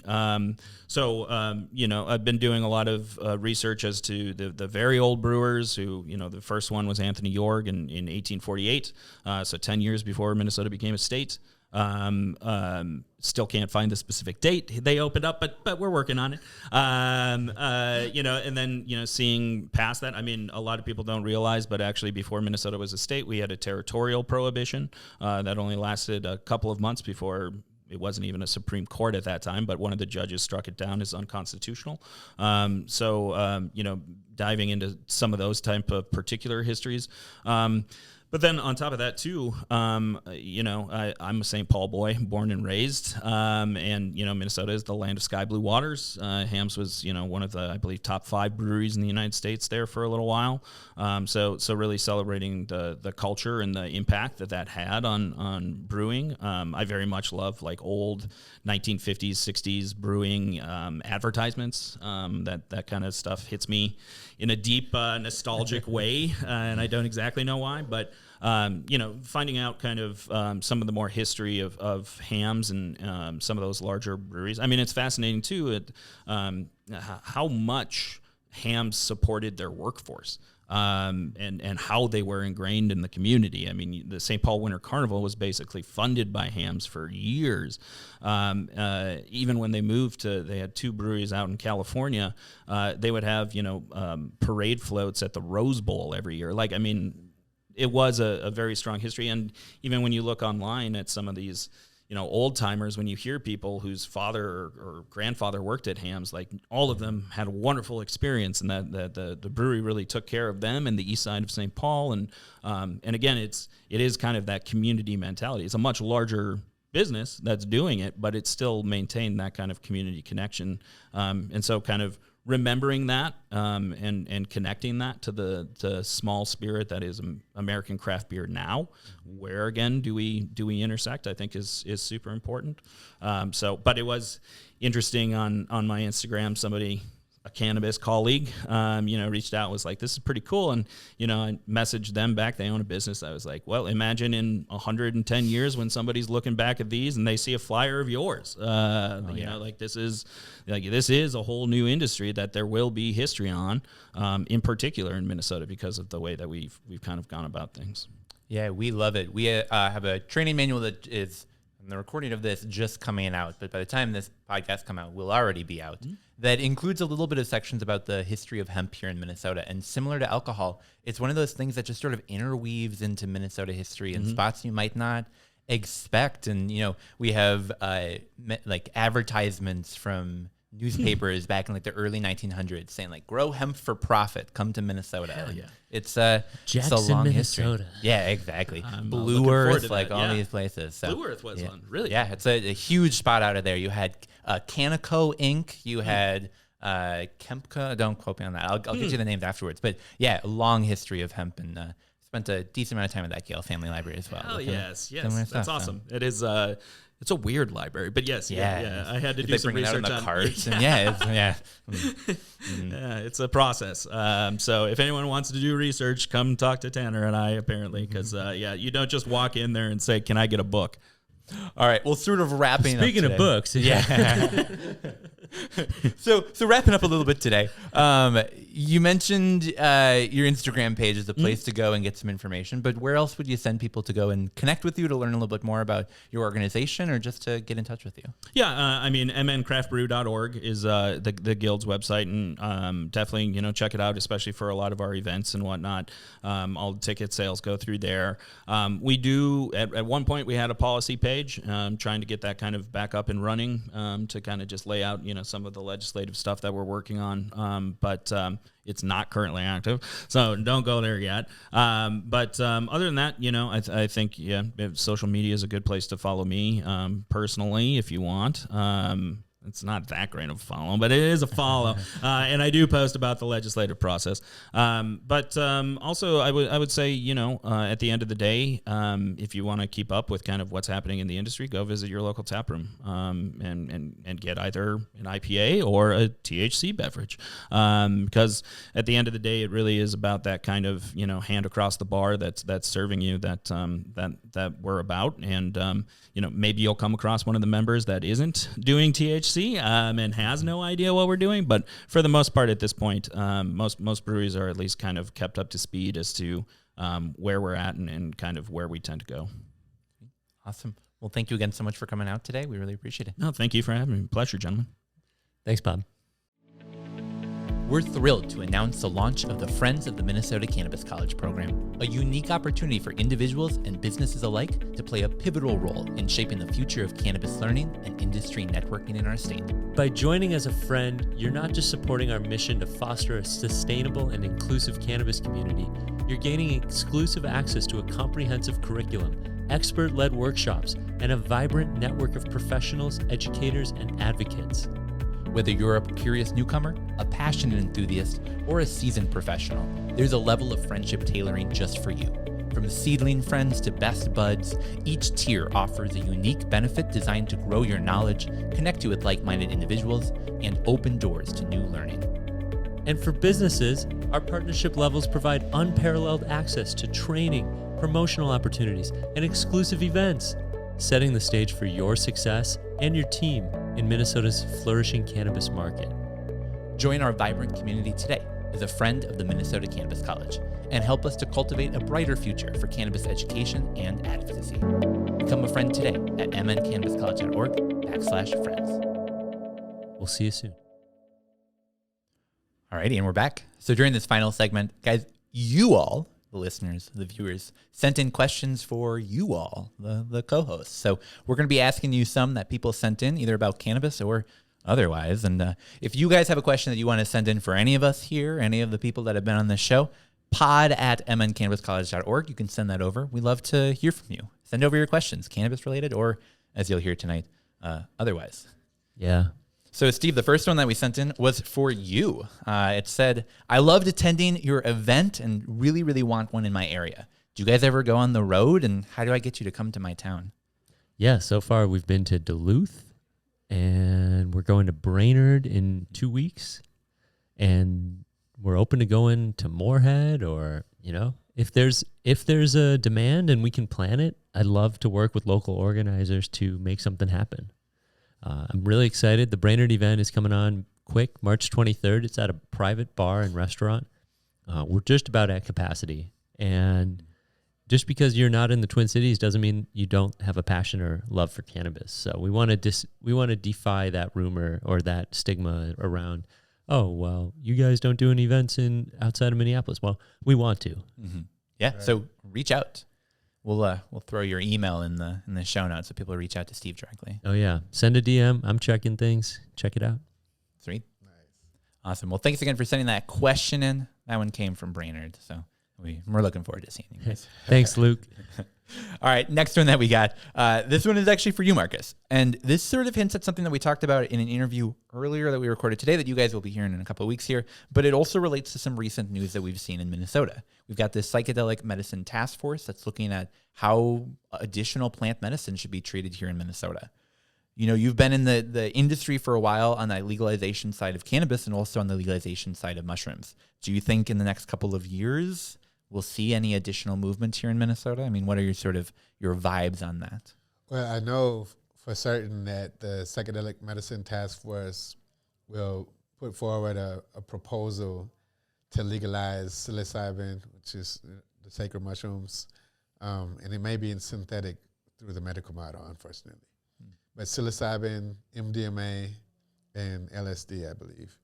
So they will propose a medical model, but we're also going to be proposing decriminalization and like legalization in the form of like a grow, gift, gather model, not necessarily licensed and regulated license tax like cannabis. I mean, some people don't want that, including me. But we just want to make it safer for people who are already doing these things, you know. So there is legislation that would be coming. But just like cannabis, here's the parallel. You're not going to see these things legalized unless there's like a full Democratic control of the legislature. I'm not a Democrat, but I've always known this for all the years that I advocated for legalization. Every year people said, when is it going to happen? And I said, well, it's going to happen when the Democrats have full control, because the vast majority of Republican legislators are against like ending the drug war. It's just a fact, even though the majority of the Republican voters probably support it. And Marcus, what do you think about the parallels between our medical industry in Minnesota and the opportunity around psychedelics and illegal drugs at this point?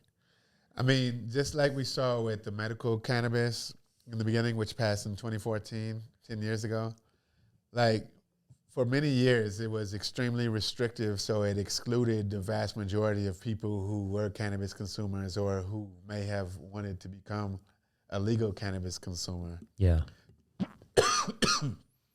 So I like that the medical model does like help to erode the stigma against these natural, drugs.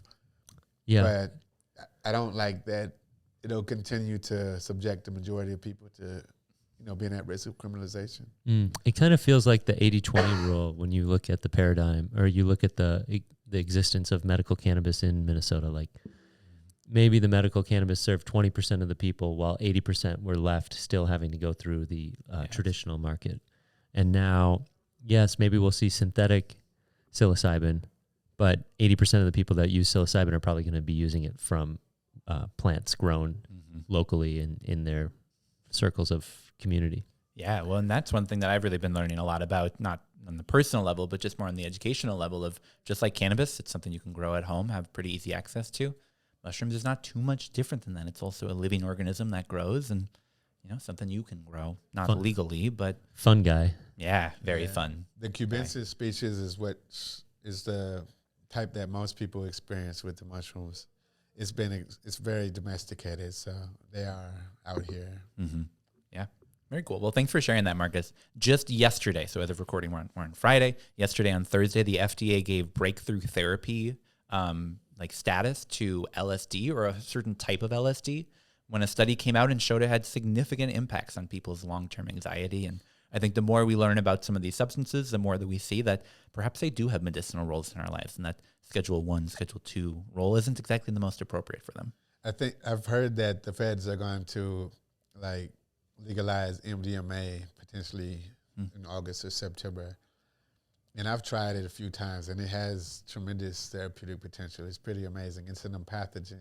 I keep getting ads for ketamine when I'm scrolling through Reddit. That's it's another legal thing that you can get sent to your home today. I think it's been so cool going from 10 years ago, where I feel like we were fighting this constant battle of, hey, no, we promise plants can be used as medicine. We promise medical cannabis is real, to now today seeing so many fronts to this war on the war on drugs. It's really, astounding. It's impressive. Feels like progress. Yeah, Definitely feels that way. Yes. Yeah. Slow, but progress. All right, Steve, here's a question for you that I don't care at all about, but that someone who listens did send in. They see you wear some sports memorabilia. Yeah, you're doing it right. There we go. Yeah. On this show, they want to know: do you have a favorite Minnesota sports team? I'm up for changing my favorite Minnesota sports team if the first team to bring cannabis beverages into the arena. Ooh, okay, there we go. I am willing to change my views on sports depending on who gets to CBD THC beverages first. All right. Shout out to David and Hemp House. Oh, shout out to David Gonzalez. He just had a baby. He was filling us in that there's a team in Florida that might be taking on CBD beverages or THC beverages, and that makes sense. So anyway, my favorite team is the Minnesota Twins. They're coming up on their season. I've got the Twins hat on. I got to go to a playoff game last year where they actually won. Mm-hmm. It had been 18 games in a row where they had lost. And if you don't win a game in the playoffs, that means you don't get to go to the next round. So they had not been doing that for a long time. But yeah, I'm a Twins fan. I love being outside. I've actually used cannabis at Target Field, US Bank, definitely drank beers at some other ones, but it's kind of interesting. I'd love to see the adoption of cannabis beverages. And I even saw someone say, I'll pay $14 for it. I just don't want it to be a Bud Light. There you go. I love that. Yeah, no, I think I'm interested to see what sports team here in Minnesota is sort of the first to cross that line to say, yeah, we do want cannabis consumption to at least be part of this experience for those that choose to. And I've heard it's more than just the sports organization themselves. It's the company or the team or the city that owns that building itself. So the Metropolitan Council may have a significant sway in what gets served at US Bank Stadium, for example. So who owns the arena has a big say, and sometimes that's the county themselves that own the arena. So yeah, Ramsey County, Hennepin County, it'll probably come down to that. There we go. All right, Marcus, next one is for you. You've mentioned on a couple of podcasts that you're growing at home. I was very excited to be able to join you for the putting up of your tent. Yeah. People are curious.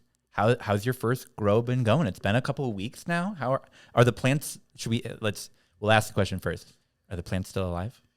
There was a fatality. Oh, all right. But the plants the clones that did survive, I think they're thriving. Mm-hmm. Like there's a lot to learn. And there was some phosphorus deficiency in some of the stems by the presence of the purple.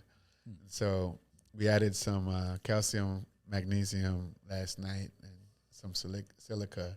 There's a lot to learn, It's kind of overwhelming how much I need to learn, and I feel like I'm not going to completely understand the process till I'm like 3 to 5 harvests in.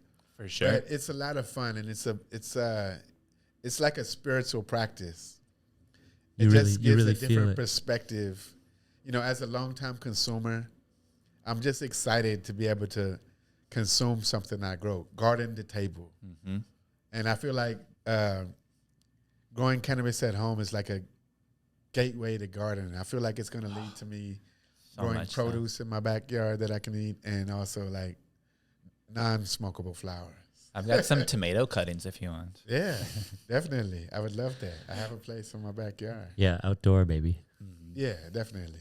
Yeah, I love it. Well, I'm glad to hear that at least things are going well. Yeah, the first time growing, it's tough. It's keeping things alive, but glad to hear that things are thriving, or at least moving in that direction. Yeah, like I have got these apps on here that can show me the temperature and humidity. It's pretty. There you go. Pretty impressive. Well, and we got to say, quick shout out to some of your teachers that you've had along the way. Not me, no shout out to me, but talking to Brian from Doug's Nugs.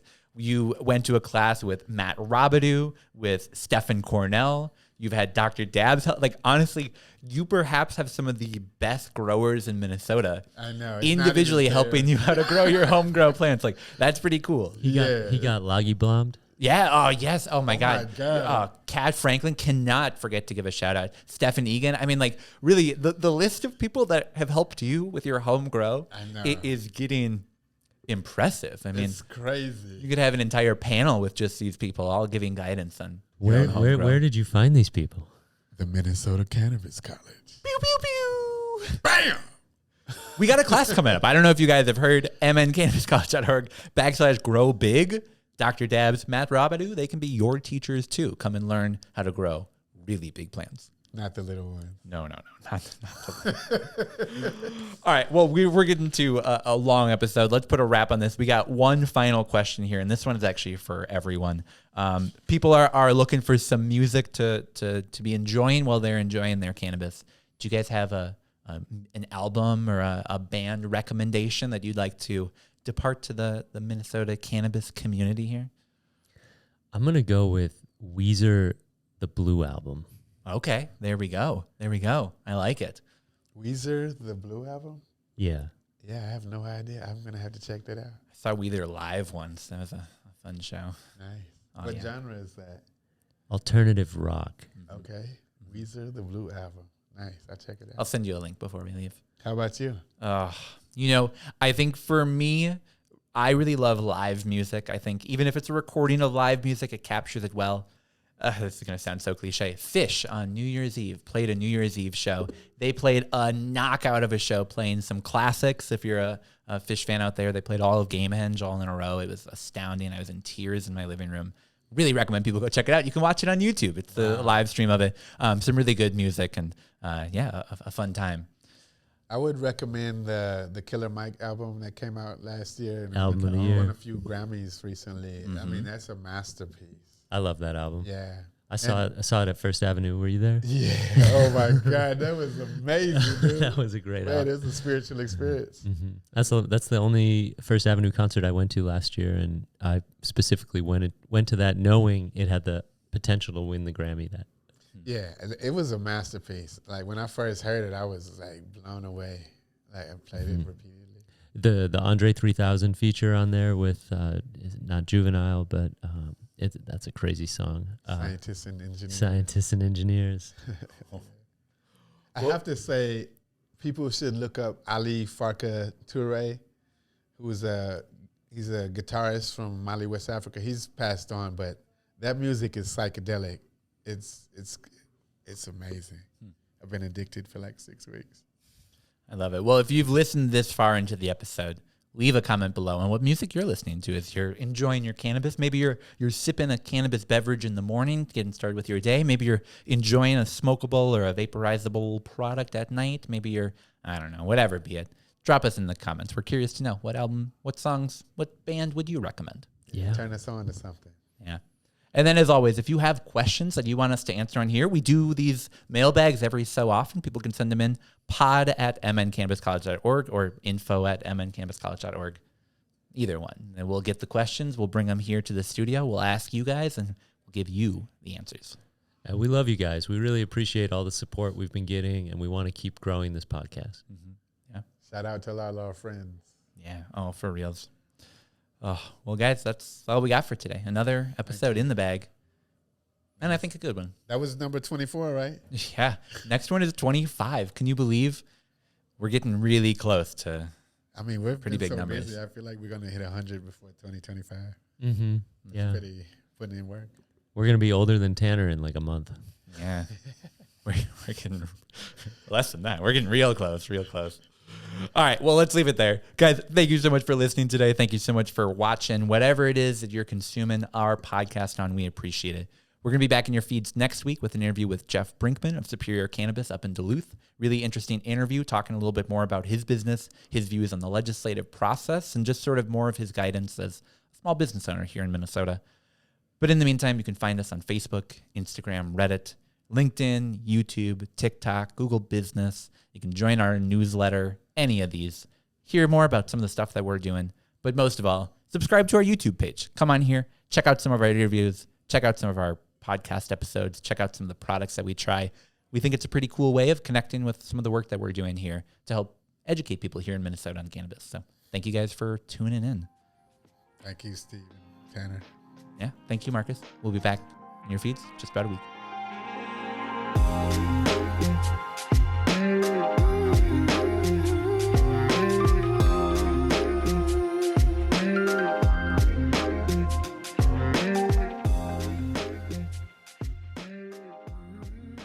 Northern Lights is a Minnesota Cannabis College production.